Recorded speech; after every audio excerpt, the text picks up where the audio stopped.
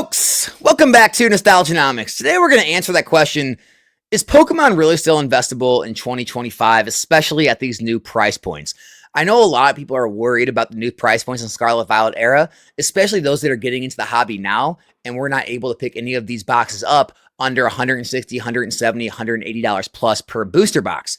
And so it got me thinking, what would Sword and Shield era of gains have looked like if we had to pay those same prices for Sword and Shield? So what we're going to do is we're going to look at the Sword and Shield era box gains to this point. We're going to look at if you could have bought all of them $100, which is a good average. Some of them you might have had to pay a little more for. Most of them you probably would have paid a little less for if you were buying at market around the time of release. And we're going to look at the gains of what you're sitting at right now. And then also what that would have looked like if you would have had to pay $175 per box, and see if the gains still make sense to invest in Pokemon if you were to have done that good instead of as good as you actually did. And then compare Scarlet Violet era to Sword and Shield. And what I mean is compare all the counterparts so far, right? Compare the base sets, Paldea to Rebel Clash, Obsidian Flames to Darkness Ablaze, and so on, and see how Scarlet Violet's already stacking up, even when the sets are 3 to 4 years newer than the Sword and Shield sets, because I think they're starting to stack up a lot better. And this is obviously due to the bull market, but Sword and Shield's going through the bull market too. It's also due to the fact that Scarlet Violet products are getting eaten up a lot faster because of the rip and ships, and because there's just more demand right now, and so Pokemon's having a hard time keeping up with demand and the print runs. And so this could lead to higher price points on Scarlet Violet earlier, along with the MSRP rise, which also led to the distributors rising the prices of what they paid, so that stores paid for it. So all of these things play a factor, but I thought we could at least compare it and see where things could end up, and you can kind of decide for yourself if it still makes sense even paying this much per booster box going forward. Before we do that, I'm going to shout out today's video sponsor, guys. It is lowpopping.com. What's great about Low Popping is they literally have something for everyone. It doesn't matter if you're into modern, if you're into vintage, if you're into Japanese, if you're into English, if you're into sealed, if you're into slabs, they literally have something for everyone. I mean, they have the high end, the low end, everything in between. And they even have a bunch of different hobbies. So if you're looking for anything, you see something on lowpopping.com you like I do with this sealed blister pack of a base set first edition Shadowless trading card pack, you can always just add to cart and buy it. Since it is over $2,200, you can make an offer. You can even buy now and pay later, or you can reach out to them on Instagram or email if you want to make a trade. So make sure to check out Low Popping, guys. I will leave the link in the description in the comment section below. All right, so first and foremost, we have to talk about one thing. The MSRP used to be $143.64. The MSRP now is $160.164. And so that's about a $17 plus rise in the total cost of what it takes for a consumer to buy off the open market. Not just that, distributors also rose the price what stores pay to them. And so stores used to be able to get booster boxes anywhere between, the high 70s to the low to mid 80s, depending on what deal you had set up. Now all the stores are paying anywhere from the high 80s to the low to mid 90s. So distributors have even risen the price about $10 per box, meaning even the lows we saw in Sword and Shield are unlikely to see in Scarlet Violet because of the new MSRP and the new price for distributors. And that could also play a factor in seeing new heights in the future on Scarlet Violet era. So when we look at the spreadsheet here, I have broken down if you were to have paid $100 for every Sword and Shield box, and then these are all the last sold prices on the market right now for all those boxes. So you can go through and check my math. These are all TCG Player sold prices. This is what all these boxes are actually selling for right now, confirmed sales. Okay, so basically you would put $1,200 in over the course of 2 years from 2020 to 2022-ish. 2023 was Crown Zenith, so 2022.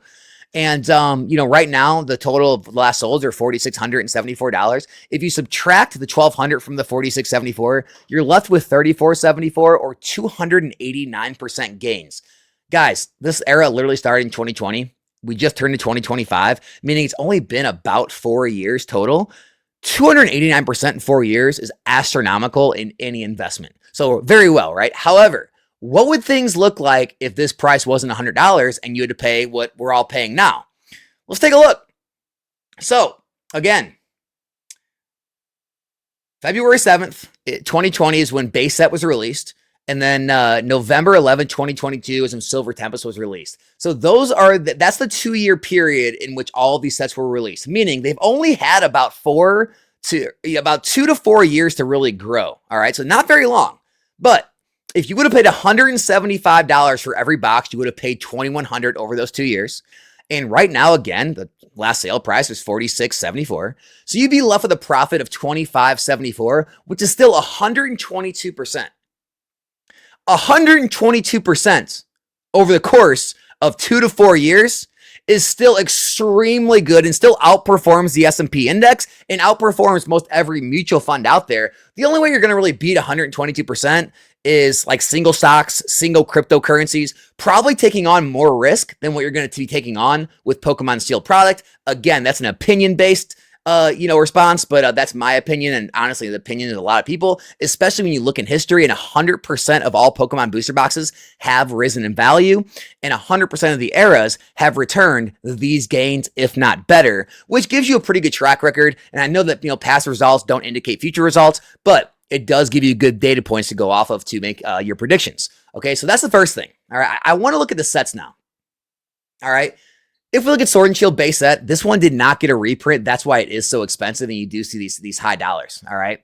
But Scarlet Violet base set's already, on a massive run, and it's already $180. And honestly, if we look back a year from today, this box was only about a $266 box a year ago, meaning in 2024, this time it was only $268, where Scarlet Violet base is already $180, and it's got 3 more years to go, meaning it's looking better than Sword and Shield base did.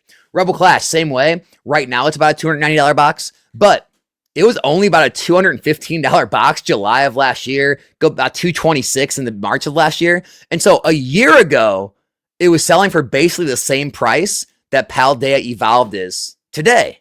Meaning Paldea Evolved has all but caught Rebel Clash in 3 to 4 years less time. And yes, Rebel Clash is a little bit more now, but Paldea is on its heels. And so it's pretty much already outperforming what Rebel Clash has done. Darkness Ablaze, the $203.99 box. And, if you look back a year from today, well, it was only about $140, $150. Obsidian Flames is already almost catching it, just flat out. It's literally only about $10 less than what Obsidian Flames is going for.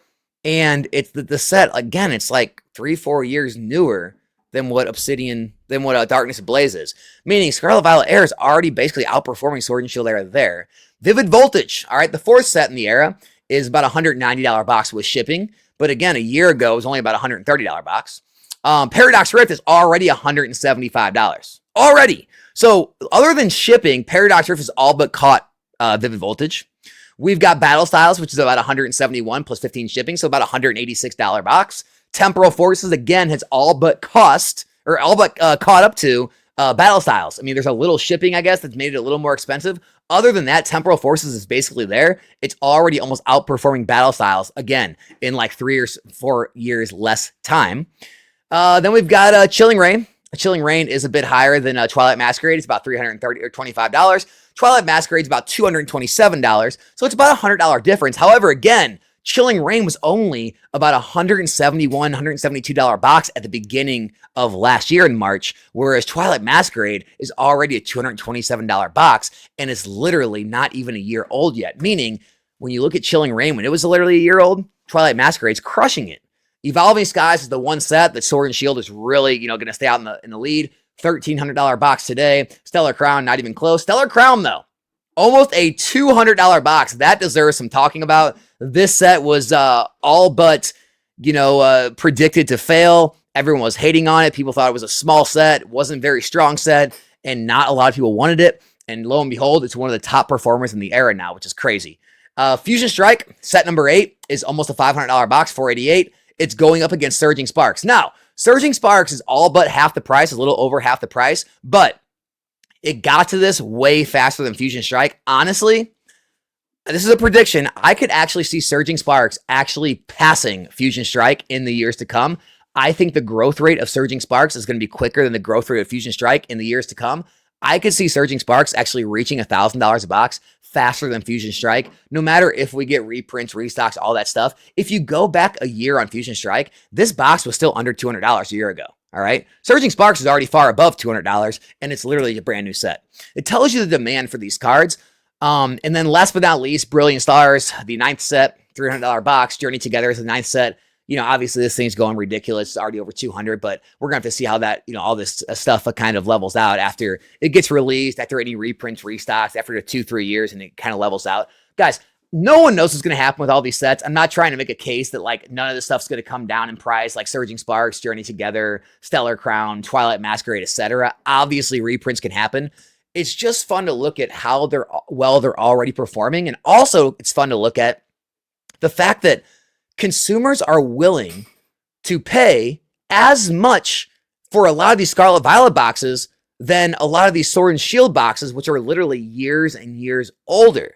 Now, some are still holding up much better, like Evolving Skies and Fusion Strike and Chilling Reign and even Lost Origin. But a lot of the others, people are willing to put their money in brand new Scarlet Violet products for as much or more per box than sets like Vivid Voltage, Darkness Ablaze, Battle Styles, etc.